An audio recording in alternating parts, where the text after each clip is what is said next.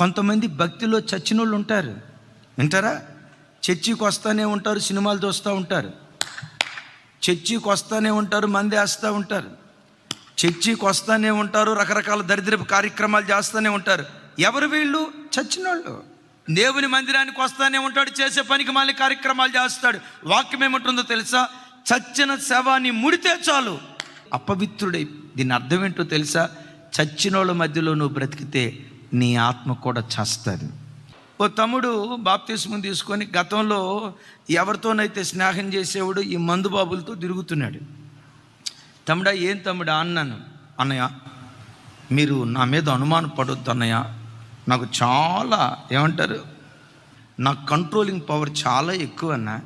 నేను చిన్నటికి అట్లా ప్రలోభపడినా, వాళ్ళు దాగినా నేను దాగను, నా కంట్రోలింగ్ పవర్ చాలా ఎక్కువ అన్న, నేను అట్లా టెంప్ట్గా అన్నా అన్నాడు. ఒరే నాయనా,